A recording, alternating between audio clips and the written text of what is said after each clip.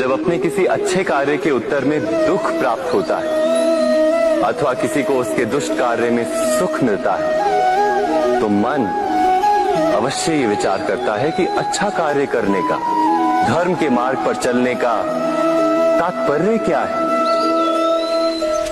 पर दुष्ट आत्मा को क्या प्राप्त होता है ये भी देखिए।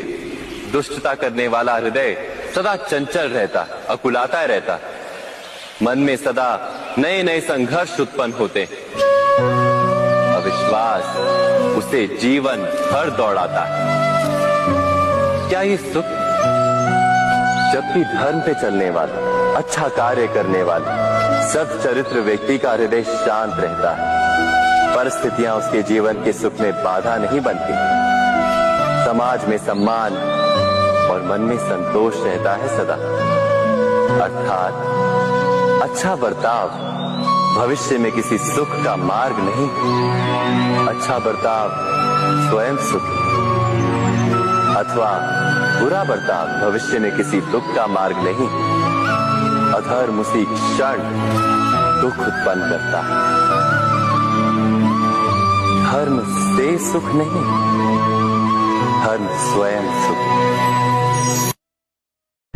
कि सृष्टि में ईश्वर के अस्तित्व के अतिरिक्त बाकी सब कुछ माया है। मोह माया में फंसना अर्थात अपने जीवन के लक्ष्य को भूलने के समान है। और जीवन का तो यही लक्ष्य है महादेवी, कि अपने भीतर छिपी हुई ईश्वरी शक्ति को ढूंढकर बाहर निकालना, अपने भीतर छिपे हुए ईश्वर को ढूंढना। मोह तो भ्रमित करता है महादेवी और फिर भटकाता है, फिर वो मोह चाहे धन का हो या संतान का। इस अनंत ब्रह्मांड में हम मात्र एक साधन है। हर घटना का एक कारण है और हर लाभ के साथ एक मूल्य। विनम्र बनो अर्जुन।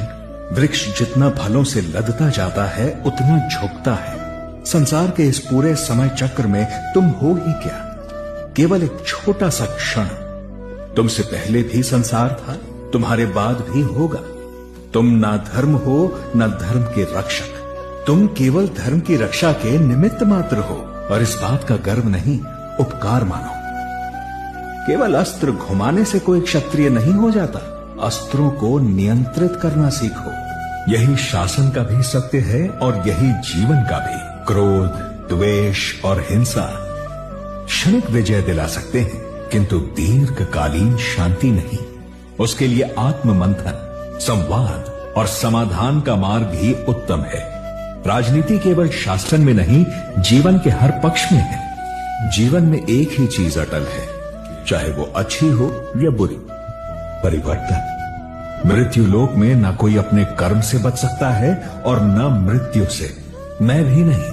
आत्मचिंतन के इस अंधेरे में मेरा हाथ थामो, मैं तुम्हारी नाव को सुरक्षित तट तक ले जाऊंगा। और आप जो भविष्य की दूर दृष्टि से मुझे देख रहे हैं, आप भी मेरा हाथ मत छोड़ना, क्योंकि प्रश्नों के इस सागर से यदि कोई आपको पार लगा सकता है तो वो केवल मैं हूं। विनम्र बनो अर्जुन। वृक्ष जितना फलों से लदता जाता है उतना झुकता है। संसार के इस पूरे समय चक्र में तुम हो ही क्या? केवल एक छोटा सा क्षण। तुमसे पहले भी संसार था, तुम्हारे बाद भी होगा। तुम ना धर्म हो ना धर्म के रक्षक, तुम केवल धर्म की रक्षा के निमित्त मात्र हो। और इस बात का गर्व नहीं, उपकार मानो। केवल अस्त्र घुमाने से कोई क्षत्रिय नहीं हो जाता, अस्त्रों को नियंत्रित करना सीखो। विवेक से काम लो अर्जुन।